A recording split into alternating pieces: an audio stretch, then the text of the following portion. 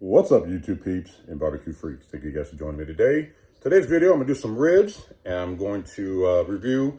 If you saw one of my previous videos, I did a review with the burnt beef rub from Crawford's barbecue. He also has this Alamo Dust rub that I'm interested in trying out some ribs.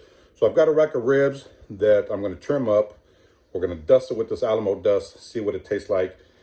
Out of the container, really good. My understanding is that a lot of teams are using this on the circuit and having success with it. I'm going to try it out, see what I think about it. I have a feeling it's going to be really good. Now, this is for pork and poultry.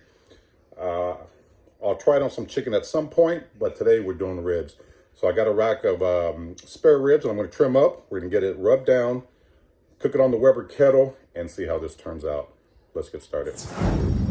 All right, you guys, so I have the ribs trimmed up here. I didn't trim that part. You guys know how to trim ribs. I did leave some of the rib tips on, and so it's not a complete St. Louis style, but that's all right. I'll take some W sauce, Liam Perrins. Use this as a binder. I'm actually going to use two items as a binder.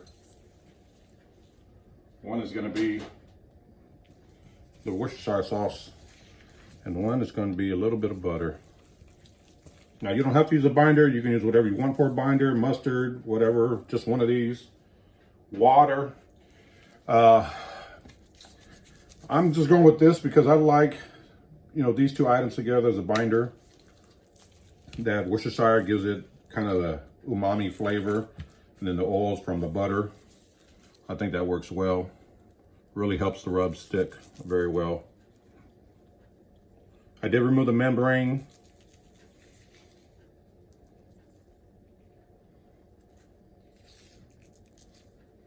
That's it. That patted in there.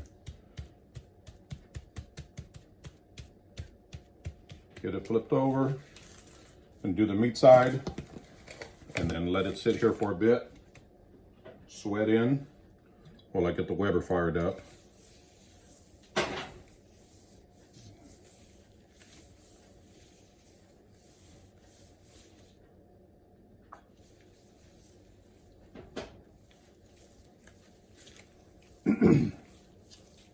I really like this W sauce and butter as a binder. I think it works very well. So I'll get this side rubbed down.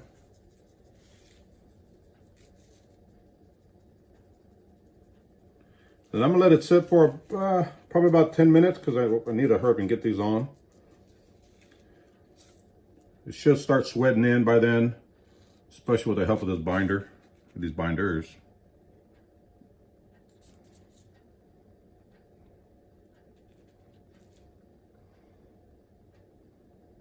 And that is it. So I'm not going to pat the top down. I'm just going to let it sit here again 10-15 minutes.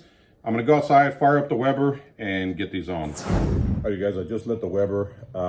We had a cold front come in. It is cold out there. It's in the mid-40s, and I know, listen, I know what some of you are going to say, that's not cold. I'm from Texas. We're wusses when it comes to cold weather. So it is cold, and the wind is probably gusting 25 miles per hour, 30 miles per hour. I got a feeling I'm gonna have a hard time keeping my temp consistent just because it's so windy outside.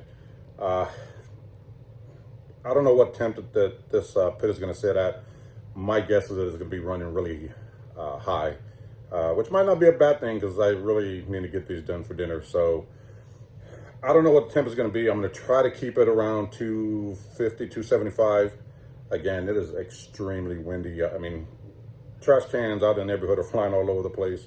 So it's pretty windy, and I think that's going to give me trouble. So the ribs are excuse me, the ribs are rubbed down. Just start the fire in about 10 minutes. We'll get them on.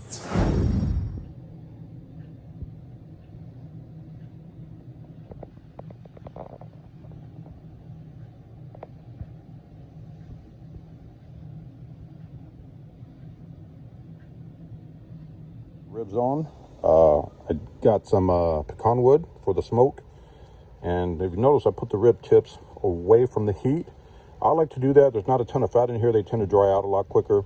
So I like to keep them away from the heat anytime I'm cooking ribs with the rib tips on. But this is what they look like. We'll get the lid on and see how they turn out. Ooh, told y'all it's windy out here. Got one trash can dumped over. My neighbor's here is dumped over. Ooh, windy. Yikes. All right, so this is what the ribs look like an hour in. It's kind of dark out here, so the lighting isn't that great. I'm just using some water to spritz. They look nice.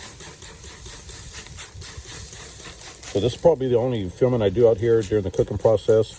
Now I am going to wrap them in foil. When I do, I am not going to add, well, I might add a little butter to the wrap, but I'll let you see that once that happens.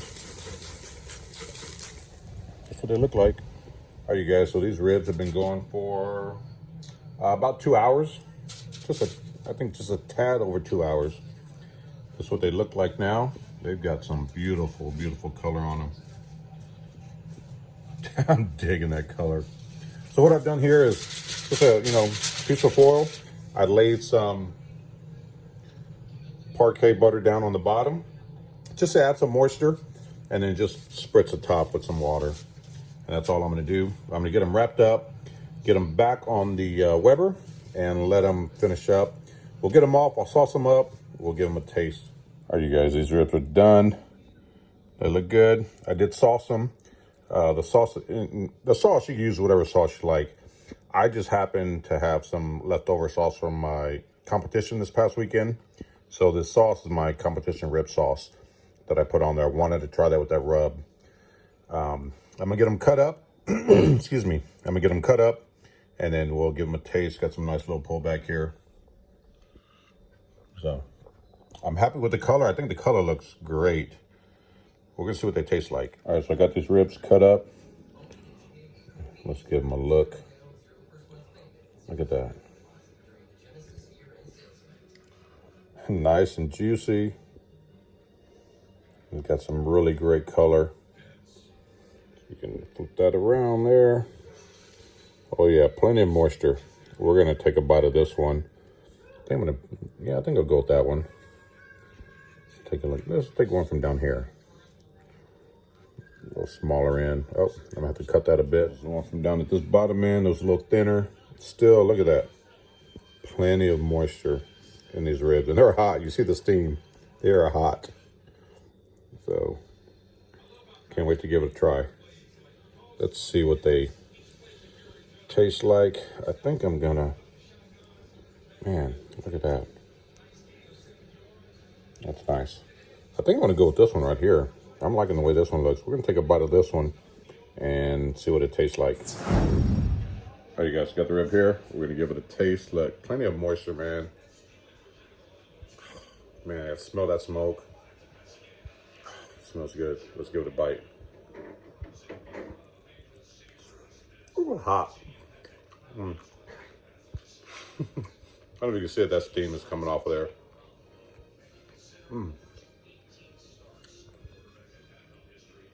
Oh, it's dripping.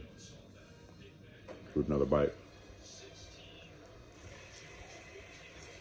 All right, right out the bone. That's good. I'll have the missus take a bite.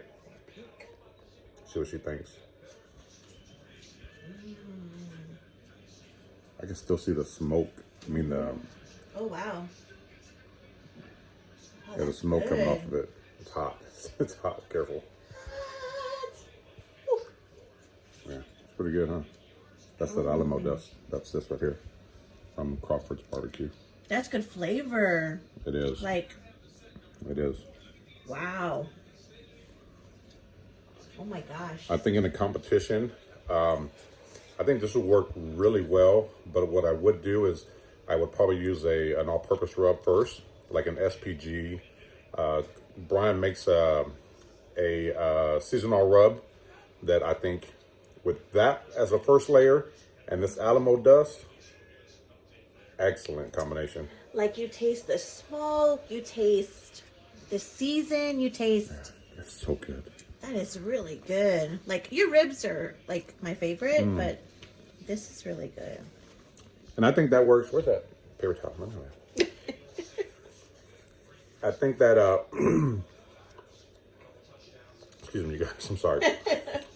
I think that flavor profile works really well with the sauce that I used. I would run this in a competition any day. Again, I would first put a layer of like SPG or Crawford's seasoning first, which is like a salt and pepper kind of rub.